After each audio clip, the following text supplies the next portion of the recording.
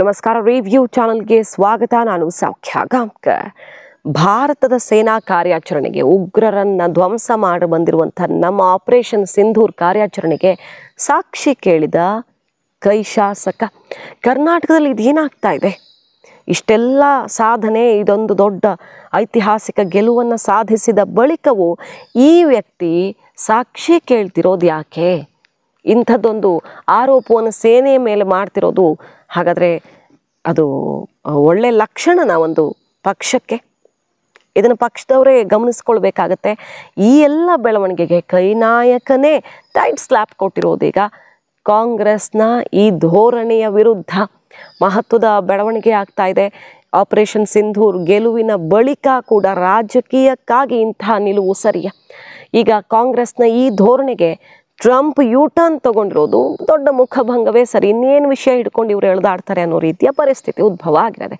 ಮಾಹಿತಿ ನಿಮ್ಮ ಮುಂದೆ ಇಡ್ತಾ ಹೋಗ್ತೀವಿ. ಮಿಸ್ ಮಾಡಿದ್ರೆ ನಮ್ಮ ಚಾನಲ್ನ ಸಬ್ಸ್ಕ್ರೈಬ್ ಮಾಡಿ, ನಿಮ್ಮ ಅಭಿಪ್ರಾಯ ಕಮೆಂಟ್ ಮಾಡಿ ತಿಳಿಸಿ. ಎಸ್ ವೀಕ್ಷಕರೇ, ಪಾಕಿಸ್ತಾನದ ವಿರುದ್ಧ ಭಾರತ ಸ್ಪಷ್ಟ ಗೆಲುವನ್ನು ದಾಖಲಿಸಿತು ಮತ್ತು 26 ಜನರನ್ನು, ನಮ್ಮ ಅಮಾಯಕರನ್ನು ಸಾಯಿಸಿದ್ದಕ್ಕೆ ಪ್ರತಿಯಾಗಿ 150 ಉಗ್ರರನ್ನು ಹೊಡೆದು ಹಾಕೋದ್ರ ಜೊತೆಗೆ ಅಲ್ಲಿನ ಸೇನಾ ನೆಲೆಯನ್ನು ಧ್ವಂಸ ಮಾಡಿ 50ರಿಂದ 60 ಪಾಕಿಸ್ತಾನದ ಸೈನಿಕರ ತಲೆ ತೆಗೆದು ಮಾರಣ ಹೋಮವನ್ನೇ ಮಾಡಿದೆ. ಅಲ್ಲಿ ಛಿದ್ರ ಸ್ಮಶಾನದ ಪರಿಸ್ಥಿತಿಯನ್ನು ಸೃಷ್ಟಿಸಿ ಬಂದಿದೆ ಭಾರತ. ಆದರೆ ಇವತ್ತು ಕಾಂಗ್ರೆಸ್ ಪ್ರಶ್ನೆ ಮಾಡ್ತಿರೋದು ಮಾತ್ರ ನಮ್ಮ ಸೇನೆಯ ಆತ್ಮವಿಶ್ವಾಸವನ್ನೇ ಕುಗ್ಗಿಸುವಂತಹ ಕೆಲಸ, ಇನ್ನೇನೂ ಅಲ್ಲ. ನೋಡಿ, ಕೊತ್ತೂರು ಮಂಜುನಾಥ್ ಏನು ಪ್ರಶ್ನೆ ಮಾಡ್ತಿದ್ದಾರೆ. 100 ಜನ 150 ಜನ ಸಾಕ್ಷಿಯಲ್ಲಿದೆ. ಮೀಡಿಯಾದವರು ಕೂಡ ಹೊಡೆದು ಹಾಕಿ ಬಂದ್ರಂತೆ ಅಂತಾರೆ, ಬಿಟ್ಟರೆ ಕ್ಲಿಯರಾಗಿ ಹೇಳ್ತಾನೇ ಇಲ್ಲ. ಇಂಥ ಉತ್ತರವನ್ನು ಹೇಳ್ತಿದ್ದಾರೆ ಕೊತ್ತೂರು ಮಂಜುನಾಥ್. ಈ ರೀತಿ ಎಲ್ಲ ಬೆಳವಣಿಗೆಗಳ ಬಳಿಕವು ಅಂದರೆ ಹಾಗಾದರೆ ಇವ್ರಿಗೆ ಅಪ್ಡೇಟ್ ಆಗ್ತಿಲ್ವಾ? ಏನೇನು ಸೇನೆ ವಿತ್ ಸ್ಯಾಟಲೈಟ್ ಇಮೇಜಸ್ ದಾಖಲೆ ಸಮೇತ ಜಗತ್ತಿನ ಮುಂದೆ ಇಟ್ಟಿದೆಯಲ್ಲ, ಅದು ನಮ್ಮ ಜಗತ್ತಿನ ಒಳಗೆ ಇರುವ ಕರ್ನಾಟಕದ ಈ ಕಾಂಗ್ರೆಸ್ನ ಶಾಸಕರಿಗೆ ಅರ್ಥ ಆಗ್ತಿಲ್ವಾ? ಒಂದು ಗೊತ್ತಿಲ್ಲ. ನೋಡಿ ಎಂಥ ಮಾತಾಡ್ತಿದ್ದಾರೆ. ಅವ್ರ ಮಾತುಗಳನ್ನೇ ಕೇಳಿಸ್ಕೊಂಡು ಬನ್ನಿ. ಏನು ಮಾಡಿದ್ದಾರೆ?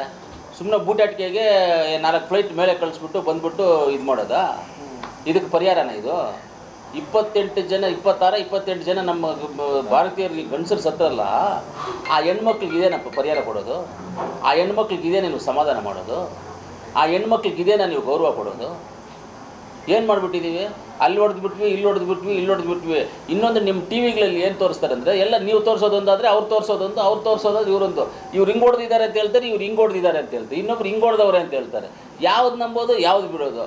ಯಾರು ಹೊಡೆದಿದ್ದಾರೆ ಅಂತ ಏನು ಡಿಕ್ಲರೇಷನ್, ಯಾರು ಸತ್ತಿದ್ದಾರೆ, ಏನಾಗಿದೆ, ಏನು? ನಾವು ಸಾಮಾನ್ಯ ಪ್ರಜೆಗಳ ಮೇಲೆ ಎಲ್ಲೇ ಆಗಲಿ ವಾರ ಮಾಡುವಂಥದ್ದನ್ನು ನಾವು ವಿರೋಧ ಮಾಡ್ತೇವೆ. ಸಾಮಾನ್ಯ ಪಾಕಿಸ್ತಾನ ಪ್ರಜೆಗಳಾಗ್ಬೋದು, ಕರ್ನಾಟಕ ಪ್ರಜೆಗಳಾಗ್ಬೋದು, ಭಾರತ ದೇಶ ಪ್ರಜೆಗಳಾಗ್ಬೋದು, ಬಾಂಗ್ಲಾದೇಶ ಆಗ್ಬೋದು, ಚೈನಾ ಆಗ್ಬೋದು, ಅಫ್ಘಾನಿಸ್ತಾನ ಆಗ್ಬೋದು, ಯಾವುದೇ ದೇಶದ ಸಾಮಾನ್ಯ ಪ್ರಜೆಗಳ ಮೇಲೆ ವಿರೋಧ, ಏನಾದರೂ ವಾರ್ ಮಾಡೋದು ಇಂಥದ್ದು ಮಾಡಿದ್ರೆ ನಾವು ವಿರೋಧನೇ ಅದಕ್ಕೆ.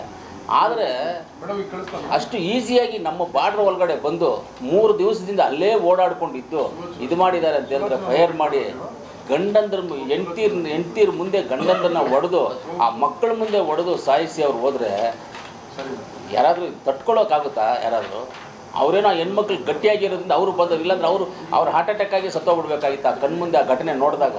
ಅಂಥದಕ್ಕೆ ಪರಿಹಾರ ಇದೆಲ್ಲ. ಆ ಟೆರರಿಸ್ಟ್ಗಳು ಯಾರು, ಬೇರೆ ಯಾವುದು, ಬುಡ ಯಾವುದು, ಕೊಂಬೆ ಯಾವುದು, ರೆಂಬೆ ಯಾವುದು, ಎಲ್ಲವನ್ನು ಹಿಡಿದು ಎಲ್ಲವನ್ನು ಹೊಡಿಬೇಕಾಗಿತ್ತು.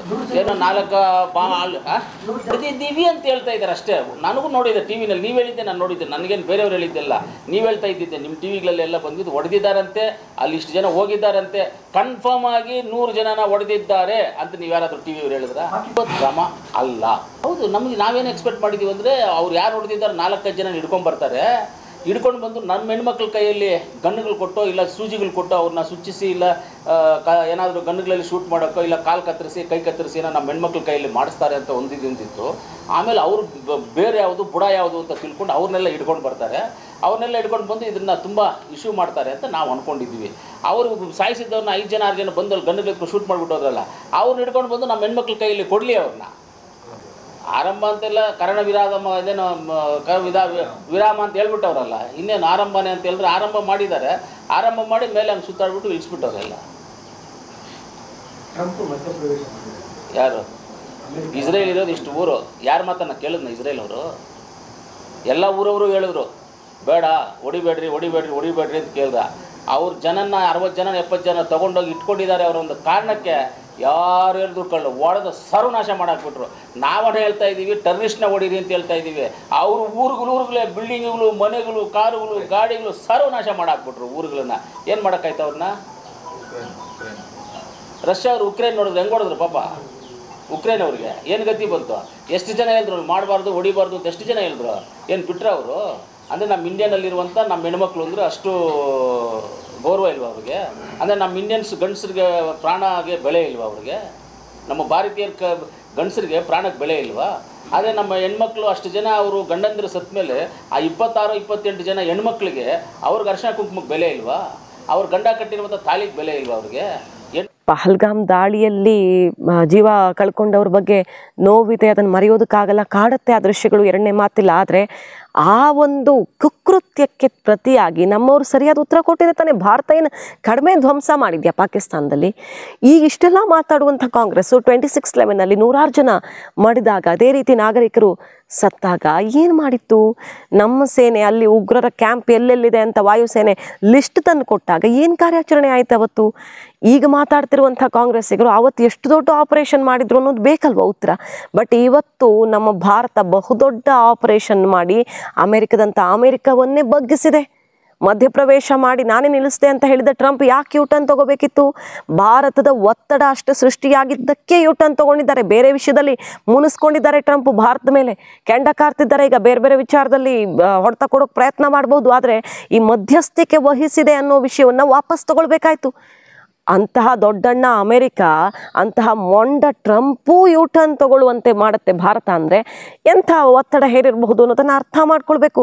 ಭಾರತದ ಆಪರೇಷನನ್ನು ಅಮೆರಿಕದ ಎಕ್ಸ್ಪರ್ಟ್ಗಳು ಒಪ್ಕೊಂಡಿದ್ದಾರೆ. ಅಮೆರಿಕದ New York times with satellite images report ಮಾಡುತ್ತೆ. ಅಲ್ಲಿನ ವಾರ್ ಎಕ್ಸ್ಪರ್ಟ್ಸ್ ಒಪ್ಕೊಳ್ತಾರೆ. ದೇಶ ವಿದೇಶಗಳಲ್ಲಿ ಭಾರತದ ಗೆಲುವಿಗೆ ಬಹುಪರಾಗಿ ಸಿಗ್ತಿದ್ರು ಕೂಡ ಇಲ್ಲಿಯವರೇ ಇದನ್ನು ಒಪ್ಕೊಳ್ತಿಲ್ವಲ್ಲ. ಇದೇ ಪಾಕಿಸ್ತಾನದಂಥವ್ರಿಗೆ ಸಂಭ್ರಮಿಸೋದಕ್ಕೆ ವಿಷಯ ಆಗುತ್ತೆ. ನೋಡಿದ್ರೆ ಅಲ್ಲಿನವರೇ ಒಪ್ಕೊಳ್ತಾ ಇಲ್ಲ, ಅವ್ರು ಗೆದ್ದಿಲ್ಲ, ನಾವೇ ಗೆದ್ದಿದ್ದೀವಿ ಅಂತ ಹೇಳ್ಕೊಳ್ಳೋಕೆ ನಿಮ್ಮದು ದೃಶ್ಯಾವಳಿಗಳು, ನಿಮ್ಮ ಮಾತೇ ಅವ್ರಿಗೆ ಆಧಾರ ಆಗುತ್ತೆ. ಯಾಕೆಂಥ ದೇಶದ್ರೋಹದ ಕೆಲಸ ಮಾಡ್ತಿದ್ದಾರೆ ಕೆಲವರು ಅನ್ನೋದು ಅರ್ಥ ಆಗ್ತಾ ಇಲ್ಲ. ಶಶಿ ತರೂರ್ ಅವರು ಸರಿಯಾಗಿ ಕೊಟ್ಟಿದ್ದಾರೆ ಕಾಂಗ್ರೆಸ್ಗೆ. ನಾನೊಬ್ಬ ದೇಶಭಕ್ತನಾಗಿ, ಭಾರತದ ಹೆಮ್ಮೆಯ ನಾಗರಿಕನಾಗಿ ಮಾತುಗಳನ್ನಾಡಿದ್ದೀನಿ, ಆ ಮಾತುಗಳನ್ನಾಡಿದ್ದೀನಿ. ಒಳಗಡೆ ನುಗ್ಗು ಹೊಡೆದು ಬಂದಿದೆ ನಮ್ಮ ಸೇನೆ. ಮೊದಲು ನಾವು ಎಚ್ಚರಿಕೆ ಕೊಟ್ಟಿದ್ವಿ, ಸಾಕ್ಷಿ ಕೊಟ್ವಿ ಪಠಾಣ್ಕೋಟ್ ದಾಳಿಯ ವೇಳೆ. ಅದಾದಮೇಲೆ ಏರ್ ಸ್ಟ್ರೈಕು, ಸರ್ಜಿಕಲ್ ಸ್ಟ್ರೈಕು, ಇವ್ದು ಯಾವುದಕ್ಕೂ ಬಗ್ಗದ ಪಾಕಿಸ್ತಾನವನ್ನು ಬಗ್ಗು ಬರೆದಿದ್ದೀವಿ ಈ ಸಲ. ಇದು ಬಹಳ ದೊಡ್ಡ ಕಾರ್ಯಾಚರಣೆ, ಯಶಸ್ವಿ ಕಾರ್ಯಾಚರಣೆ ಅನ್ನೋದನ್ನು 100 ಮಾರ್ಕ್ಸ್ ಕೊಟ್ಟು ಮಾತಾಡ್ತಾರೆ ಶಶಿ ತರೂರ್. ಕಾಂಗ್ರೆಸ್ನಲ್ಲಿ ಅಸಮಾಧಾನ ಇದ್ದಾಗ ನಾನು ಕಾಂಗ್ರೆಸ್ನ ಸ್ಪೋಕ್ಸ್ ಪರ್ಸನ್ ಅಲ್ಲ, ಭಾರತ ಹೆಮ್ಮೆಯ ನಾಗರಿಕನಾಗಿ ಇದನ್ನು ಒಪ್ಕೊಳ್ಳೇಬೇಕು ಅಂತ ಹೆಮ್ಮೆಯಿಂದ ಎದೆ ತಟ್ಕೊಂಡು ಹೇಳಿ ಕಾಂಗ್ರೆಸ್ಸಿಗರಿಗೆ ಇದನ್ನು ವಿರೋಧಿಸ್ತಿರೋರಿಗೆ ಕಪಾಳಮೋಕ್ಷ ಮಾಡಿದ್ದಾರೆ ಕಾಂಗ್ರೆಸ್ನ ಮುತ್ಸದ್ದಿ ನಾಯಕ, ಸೀನಿಯರ್ ಲೀಡರ್ ಶಶಿ ತರೂರ್. ಇದು ಕೂಡ ಗಮನ ಸೆಳೀತಾ ಇದೆ.